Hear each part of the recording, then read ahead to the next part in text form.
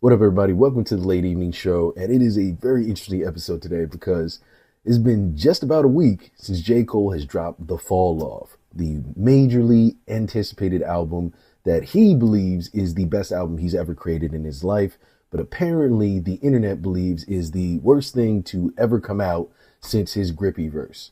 I don't know what is happening right now, and I'll be honest, as a J. Cole fan, a beginning J. Cole fan, I'm talking like the warm up, right? Friday Night Lights, who that type of J. Cole fan.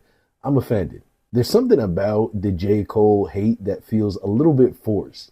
Like ever since this whole beef happened, I feel like fandom in hip hop in general has become fanatical. People cannot like more than one artist, right? Or at least when I'm talking to people in real life, it seems like they do, but online there's this discourse where people act as if it has to be us versus them all the time, when realistically, these are all millionaires that do not know any of us and don't really care about any of us.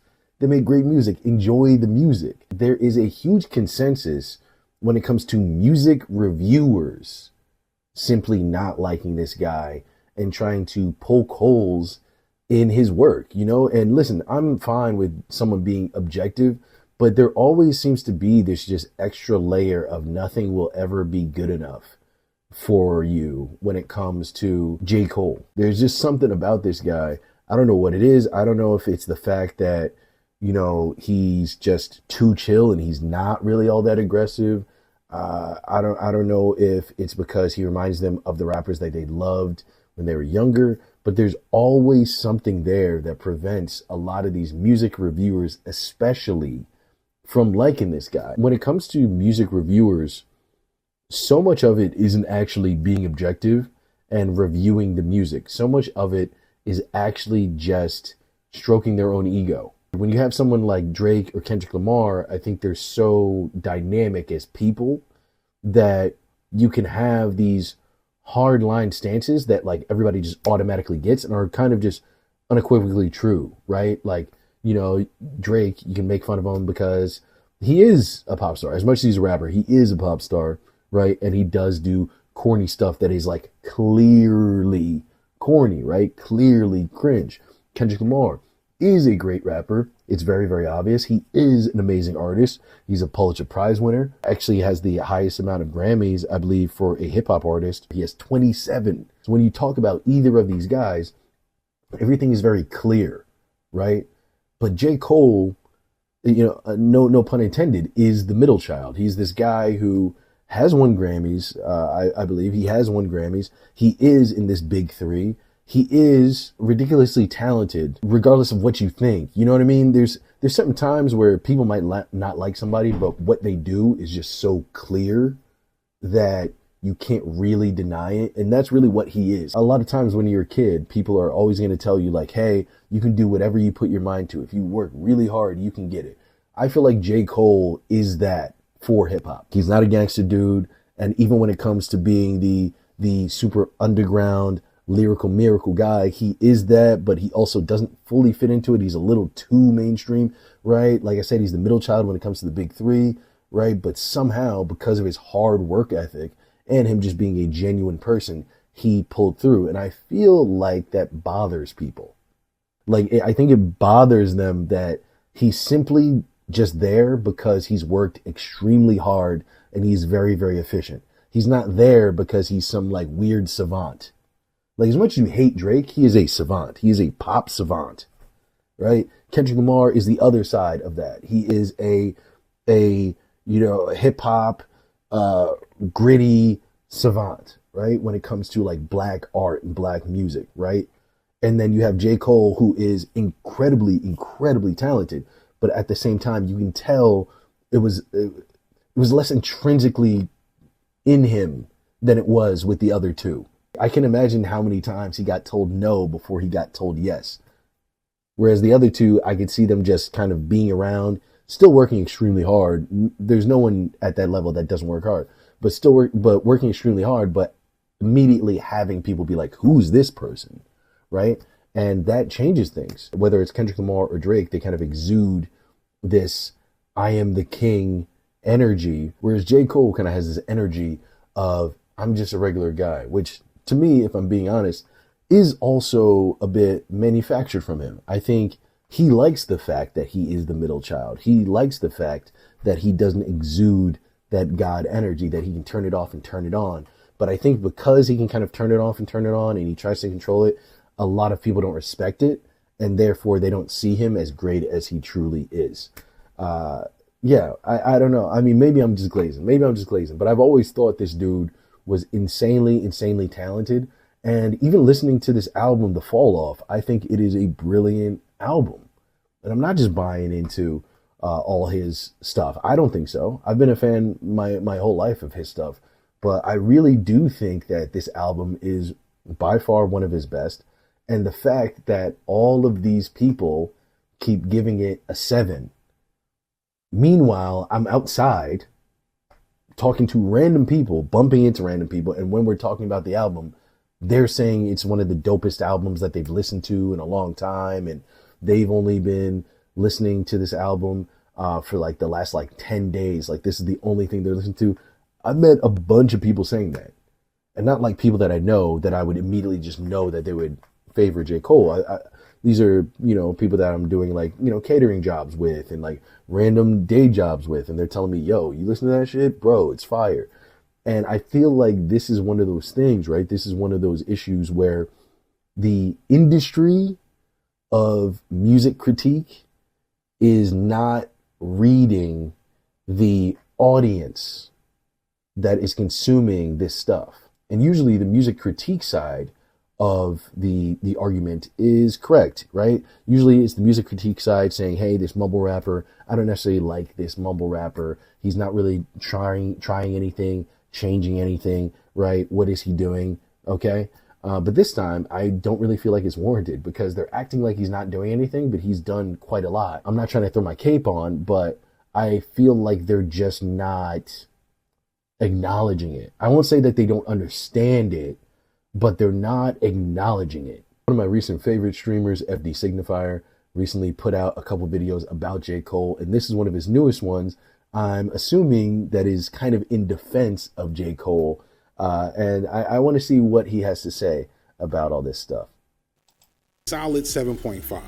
There's not a lot of bad songs, at least to me in my ears, which I explained it in that video. And it's redundant both sonically and thematically. Like, there's no bad songs, but there's several pretty good songs that all do the exact same thing. So, see, and this is one of those things where, and listen, someone's opinion is their opinion at the end of the day, but I've heard the word redundant when talked about J. Cole's new album quite a few times, right? And my thing is, every rapper is kind of redundant. Every musician is redundant, right? At the end of the day, all music and all art is a bit redundant. And that might be a little too macro for some people and sound like a cop-out, but it really is true. It's like, what does Kendrick Lamar rap about or do every time? What is his sound? It's the same sound that he's essentially had, just maybe more advanced or slightly more ambitious, right? Same thing with Drake. We've been asking him for a hardcore hip hop album forever, and he sticks to hip hop mixed with R&B no matter what we do, and he just slightly changes over time. The same thing is for J. Cole and for every other rapper who has ever made an album. And when people act like, they bring up these words like redundant, like it only applies to one person versus everyone else, that's what kind of really kind of gets to me and annoys me a little bit, especially because I feel like this album, in a sense, was redundant on purpose. So obviously we all know the concept of the album, right, is aging in reverse, right? He's kind of going over his life and everything like that. And it's just kind of going from obviously when he was 29 to, around his age now where he's 39 and where he is and a reflection, right? So just inherently reflecting on anything makes things redundant, right? Because as Fantano said in his earlier video that I was watching a few days ago, J. Cole has already talked about these things before, right? One of Fantano's main critiques was he was saying this would be an interesting concept if we hadn't been listening to J. Cole since he was young.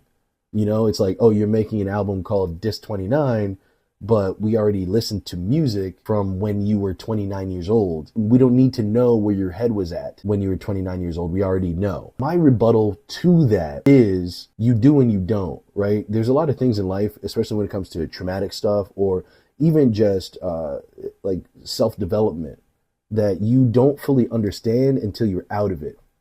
You don't fully understand the puzzle and what it looks like until you finish the puzzle, right? And I think that is what J. Cole is doing here, essentially. He's being redundant on purpose. You know, you can call it like, oh, he couldn't make hard sounding songs back then, so he's making hard sounding songs right now. But the way I interpret it when I'm listening to this stuff is that this isn't simply just him trying to do what he did back then.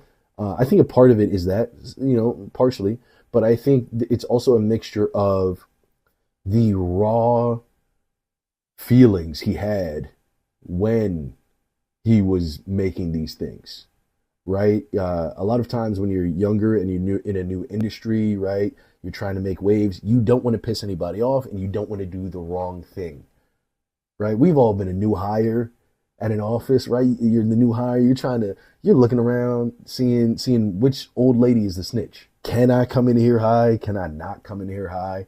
We've all been there, right? We're trying to learn the boundaries of everything. So you're acting a lot more proper than you necessarily would, right? You're tiptoeing. You're treading lightly, as some people would say. And especially if we know anything about J. Cole, Mr. Apology, it would not surprise me that that would be the type of guy that he is. So this is now him removed from that part in his life, now fully looking back on it and being honest about how he felt in the moment, right? A lot of the reasons that I think J. Cole wasn't making harder music when he was younger, he didn't know where he fit in within the hip hop realm of things. So he was trying to do this super calm Nas, you know, the Nas of I Ruled the World type vibes, right? He wanted to be that guy. He wanted to be the one in between the party guy and in between the radical, super, super hard head bop guy, right? But that doesn't mean that he didn't feel like he could be the hard one on the inside, right? He was worried about his deal with Jay-Z because the first album didn't really do that well, right? So he's trying to get in where he fit in. So that is gonna change your music. And that is gonna inform the sound that you come out with, right? Now he is 39 or maybe 40 years old. I'm not exactly sure how old J. Cole is. He's one of my favorite rappers, but I'm pretty sure he's in his 40s now. And yeah, he's looking back at this and he's like, yo, this might be the song that I kind of wanted to make when I was younger, but this is also the raw feeling I had that I wasn't allowed to share, right? You know, this dude, you got to realize, like, all three of these guys had OGs, right? Drake, his OG is Wayne. Kendrick, his OG is Dr. Dre. And J. Cole, his OG is Jay-Z, right? And Jay-Z is the most stoic out of all of the three, right? So I don't think that he would have allowed him to talk as much shit, do as much brazen stuff, and really make an album like J. Cole made, on this new double album, right? I think most likely that's why J. Cole's first album was not so great. It was a lot more commercial. It was like him trying to be something that he clearly was not. And something tells me Roc Nation was most likely behind that. Or the pressure that they were kind of giving him made him feel like he had to be that way. So he did that without them telling him, right? So this is just a more raw, honest version of how he was feeling and who he is during those times. And he's now putting those things in for real context of who he is as a human being. That being said, I do think that the double album thing was ambitious. I'm a huge fan of this album. All the songs on this album are great. Regardless, like, I think he should have released them separately or literally just maybe cut out, a few of the songs and just made like an 18 track album or something like that. And I don't know which ones I would cut. They're all fantastic songs. It's not that I don't think these songs are album worthy, but I think we're living in a time where your attention span is so small, not just the attention span of kids, but the attention span of everybody. And just even him doing that pisses people off. Yes, it is cool, but like going for a double album already just gets people annoyed because they're like, how long am I going to be listening to this? I don't know. I don't care if you're Jesus Christ himself. I'm not trying to listen to you for an hour and a half. That's what people are thinking in the back of their head, even if they're saying this shit is cool, right? The truth is that double albums as a whole suck. And it's not that the art in the double album sucks. It's the fact that double albums exist at all sucks. And I've kind of always felt this way. No matter what double album, even if all the music is, incredible, there's a part of me where I'm just like, this is too much. It's too much. It's like if you made Lord of the Rings, the entire series, into one movie. Greatest story ever told, sure. Why is it 8 hours? Stop. Right? And so I think there is something about that as well, too, that gets people a little up in arms, whether or not they want to admit it. And just him doing something so ambitious when we're in nostalgia culture, right? Where everything from the past was great and everything out now is dog shit, right? So people are going to be very guarded when it comes to him doing these types of things, him dropping Birthday Blizzard. If you're going to drop Birthday Blizzard and you're going to drop a double album, it has to be the greatest album that's ever come out in all of hip hop, undisputedly. That's how the internet is thinking. And if it falls anywhere short of that, then you and your entire record label and your entire discography need to burn in flames. It's not fair. It's not fair. And I'm not the one who thinks that, but this is how people think about this shit. It's insane. It's insane. But let's listen to him and listen to the rest of what he's saying, because he does make some really, really good points. A better project would have just removed 4 or 5 of those and given us like a 15-track, really, really, really good album. Essentially, yes, that's essentially what I said. But I think it's a really, really, really good album, whether it's this lengthy or not. All that said, there's some really, really high points like Intro 39, Bunts Road Blues, and one of my literal new favorite songs of all time, I Love Her Again. All that said, it is... That is number 1 too. I Love Her Again is like, yeah, that was crazy. I'll be real with you too. When I listened to this album, the reason I love it so much too is I did pretty much listen to it all the way through. I expected, to not like it as much. I'll be honest. When people hype things up, I didn't expect the album to be that great. I thought maybe this would be a fumble for him.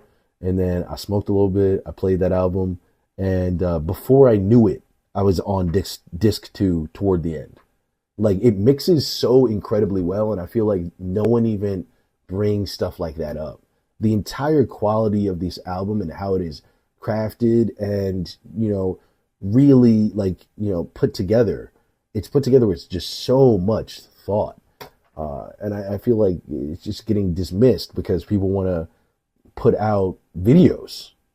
They just want to put out videos or get a tweet with 1,000 likes. Best described as the most J. Cole album J. Cole has ever made. And I find that fascinating because J. Cole is really unique as a figure in hip hop past and present. And his unique presence and experience in the hip hop game and hip hop culture is more interesting to me than his music has ever been. I will say this. I agree with him when he talks about that. I think 2 things I will say here about this album and just about J. Cole. Number 1, I think in the years to come, a lot of rappers that are going to be the new popular guy, whether they're out now or they will come out in the next 5 years, the next 10 years, they're going to take a lot of influence from this album and never admit it.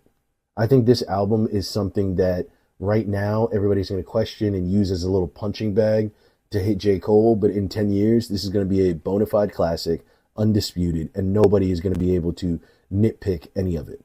Because I do actually think it's that great on a whole different level. The lyricism is amazing on it, but also just the production and the level of storytelling. Whether or not people have told stories about sad black people in the hood, which they have forever, and all these other rappers have done, these stories are incredible. These stories are incredible and touching and real and vulnerable and honest. And I think the way that he approaches them and the constant way that he seems to be mixing hip hop, country, and rock and roll, especially like acoustic guitar, is really going to catch on, right? We've seen country and hip hop kind of meld with each other a little bit, Shabuzi, whatever, and those idiotic MAGA rappers, right?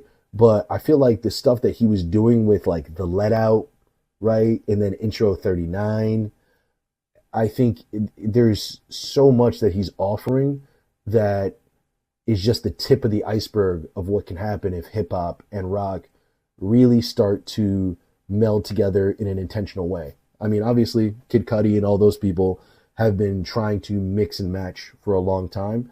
But I feel like there's something different about what he does on this album.